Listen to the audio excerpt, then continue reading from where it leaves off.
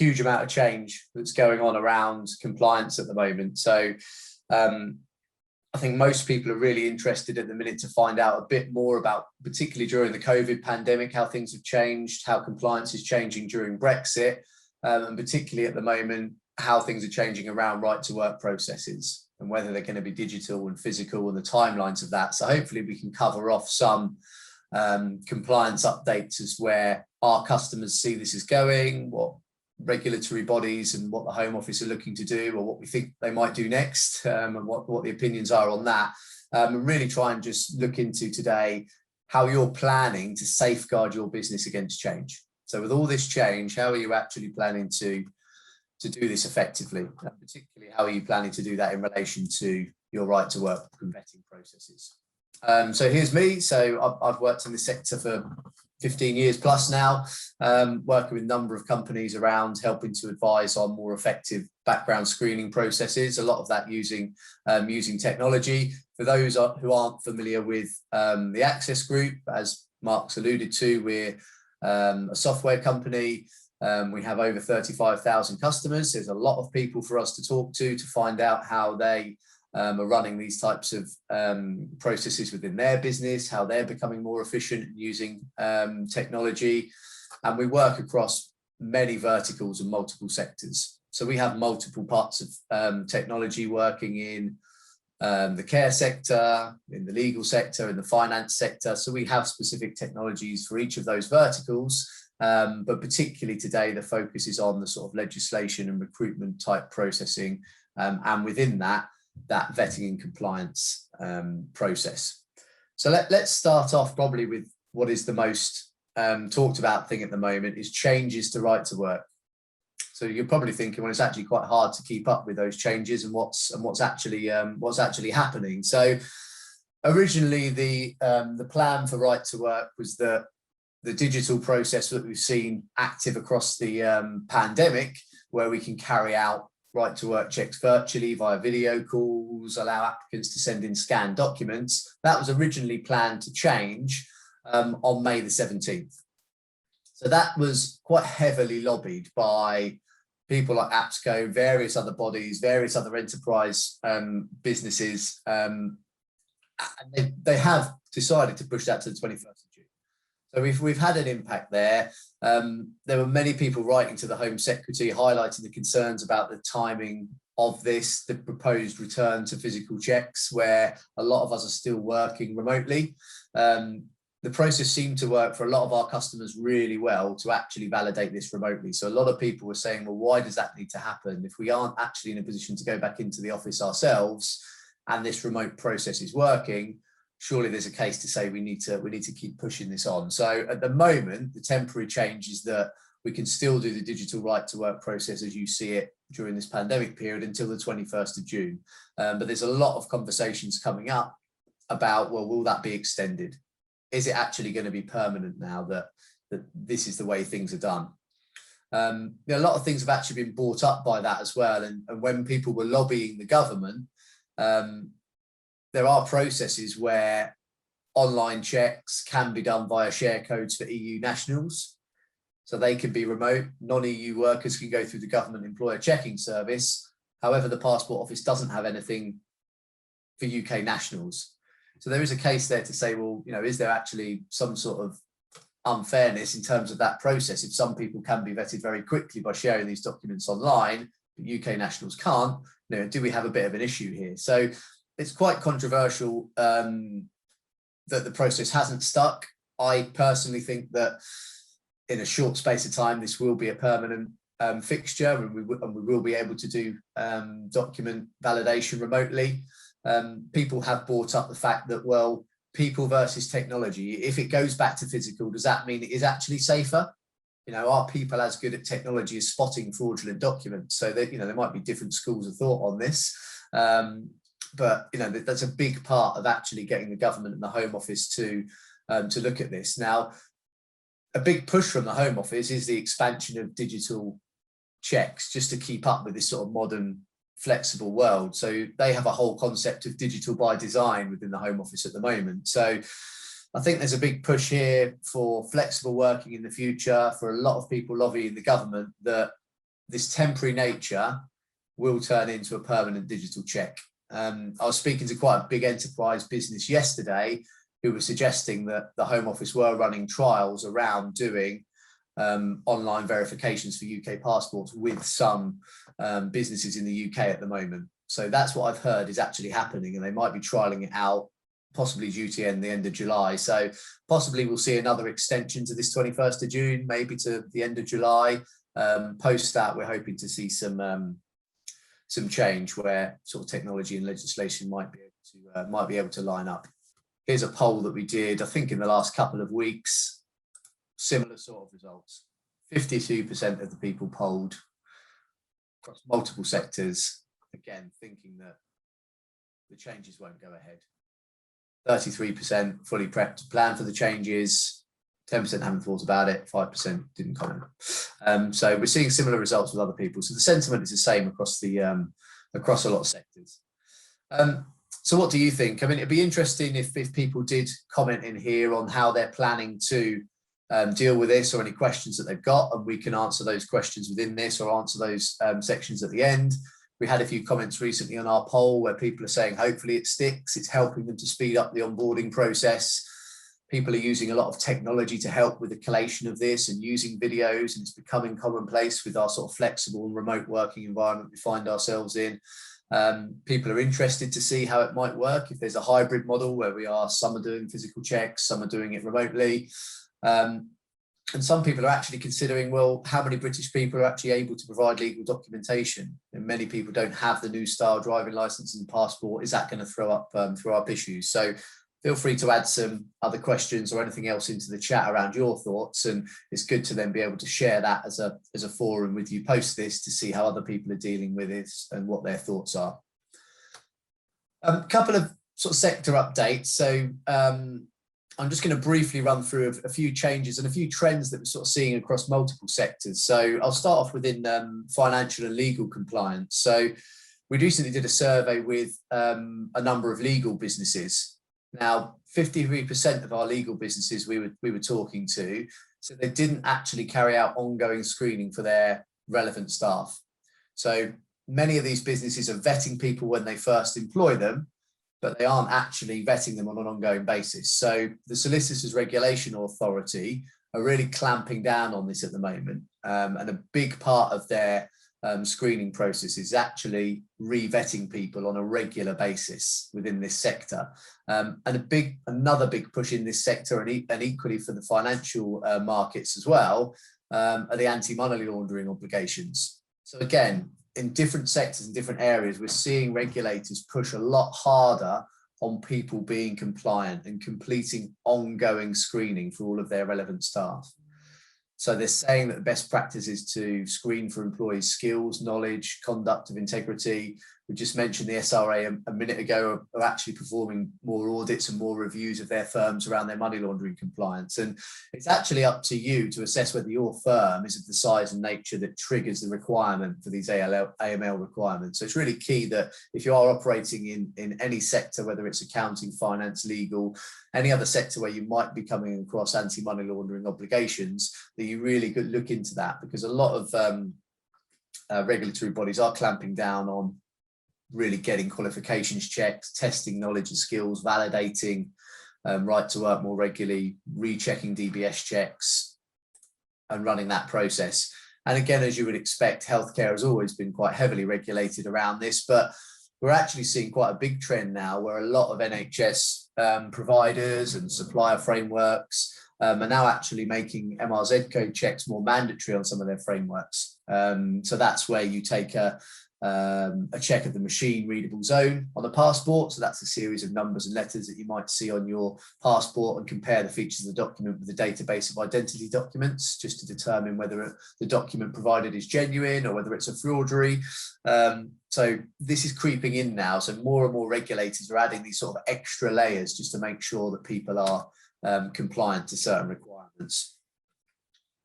Now, with everything that's going on with the pandemic, with the changes to right to work, Brexit has sort of come and gone all of a sudden. And, there has been some big changes around that employers need to consider how that's going to affect their vetting and compliance process. So a lot of our customers seem to have transited to this quite well. A lot of the people using our systems have sort of worked with that technology to help them to sort of move through that change. But yeah, it's still something that the points-based immigration system is now in place. So people really need to have a look and make sure that you're swatting up on exactly what this means to you. If you haven't changed your processes, then it's something that you should be looking to do, because there's a lot of change still. That's another one that's in the process, and that's had a big impact, particularly within the healthcare sector as well. So the actual initial impact of Brexit, when we've done some research recently, has shown that there's actually been a drop from 9,400 EU entrants into the UK's Nursing and Midwifery Council is down to 900. So that's from a period of 2015 when there was 9,500 nearly, 2019 to 2020, it went down to 900. So there's been quite a big impact there in terms of people and entrants coming into that from the EU. But what we have seen in that same time is there's been a huge increase in the amount of non-EU entrants. So from 2015 to 2016, there was nearly 2,000 entrants into the Nursing and Midwifery Council. That's now up to 12,000 entrants now in 2020 and through into 2021. I'm sure the figures will keep going up. So we've done some white papers on this. If people are interested, this is the sector that they deal in. We can share this information afterwards. A slide deck will go round. But just food for thought here as to where are your candidates coming from? How are you vetting those candidates? All of this is changing. So you need to make sure that you have a lot of processes in place to enable you to safeguard against change and adapt to change quickly. While we're sort of talking about healthcare, this is a real prime example of how people are using technology to help to adapt to change. So although this is a healthcare example, this is very relevant to multiple sectors. So what you can see on screen here is actually some press about the vaccination program and how complex it was to become a volunteer for that vaccination program. So 21 forms needed to be filled in. We were trying to vet people quickly to get them on site to be vaccinators, big important part of what we're doing at the moment to help us get out of the situation we're in. That process was very complicated and became very long-winded. Now, this was an extract from an article in the Daily Mail. The system on the screen is actually our system. This was one of our partners who we were working with, who were helping on the vaccination program. Now, we enabled them to adapt to this change quite quickly because the NHS guidelines suggested that they needed to have quite a long-winded workflow process. Now, through our technology, they're actually able to streamline that process, immediately reconfigure their workflow here to cut that down by, I think, 50%. They cut it down based on the NHS loosening up their requirements. So, excuse me. Again, that comes the same in any sector you're in. So if your clients suddenly make a change, you can go into software and just tick a few buttons, change your workflow. You can adapt to that change quickly. If something comes up where you're needing to adhere to a new regulation, new Brexit regulations, new right to work regulations, if you have something like this software in place that we provide, or there's other software out there, it helps you to adapt to change quickly. So you can be more fluid, more agile, and just keep vetting people and get that time to hire down even throughout this change period. So that's a good example. But as I say, with regulations changing in AML, in the finance sector, in legal, in right to work, in multiple sectors around healthcare, a lot of changes going on. You just need to make sure that you're prepared for it. So this leads us on to what is efficient background screening. So how can you make these changes within your business or do things a little bit better to help you to adapt to change? So I've shared this slide quite a few times, and I do it quite regularly because I think this is where the sort of crux of making screening more efficient really lies, is actually just understanding requirements and getting processes in place. Now, I think more so than ever, this is very relevant because those requirements are actively changing. You really do need to understand what's needed for that particular role at that particular time and make sure you're constantly updating that. So whether you're using a tool or technology that updates you automatically so you know and can adapt to that change, or whether you just have a manual process to review it, it's important that you understand your requirements on an ongoing basis. and then understand the people that are involved in actually doing that. So who's responsible within your business? Are they accountable for it? Do they understand the timelines of how long the checks take, when that person needs to come into your business? And then write it down as a policy. Actually have a policy in place. What happens if something fails in that process? What red flags are there within that process as well? It's very keen to go on to that next slide for some reason. So we'll get onto that. It's good, that next slide. So technology needs. How are you going to look at tech? You know, a lot of you are saying, and a lot of businesses we do talk to are doing this manually. Are there elements where you can just add technology here to make this easier? And how are you going to report on it? So who in your business can then see the results of that? Can your hiring managers access that data as well? We'll let it go onto this slide now, seeing as it's so keen to. So automation. So how do our customers use automation to adapt to change? So this is quite an interesting graphic, and I've kept this for quite a few years in terms of how people add technology in and how they use our stack. Now, the reason it's quite interesting at the moment is you can almost split this into two parts now, depending on how regulation goes, particularly around right to work. So if you look at point 1 to 4 here, we have technology, which is the right to work app. So if legislation swaps back from the 21st of June to physical hiring, if it did go to that, then you would still have candidates applying for a role in ATS.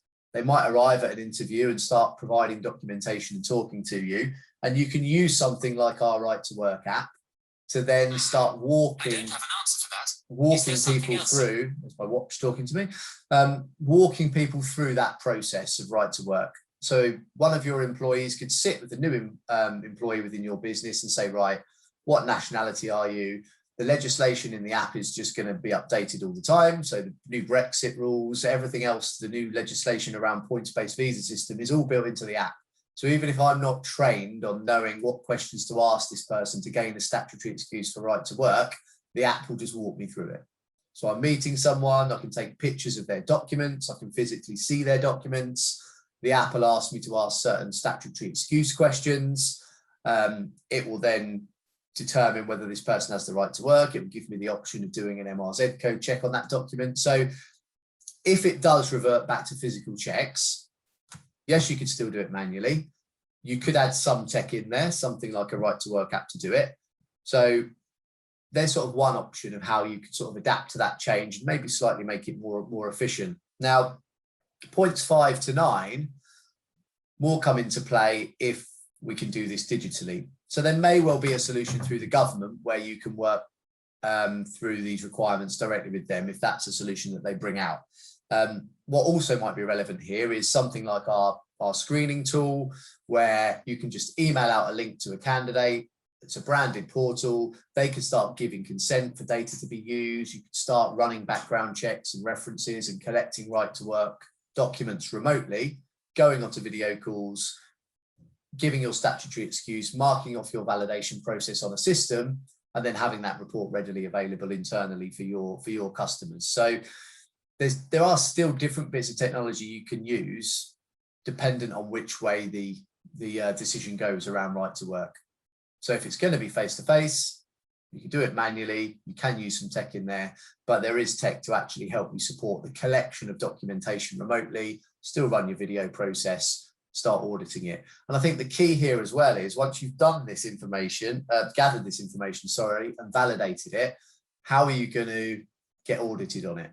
How are you presenting that? Is that a big headache? If you're doing this manually, I'm presuming getting a spreadsheet together, some emails from one system, some reports from another system is then very difficult when it comes to audit.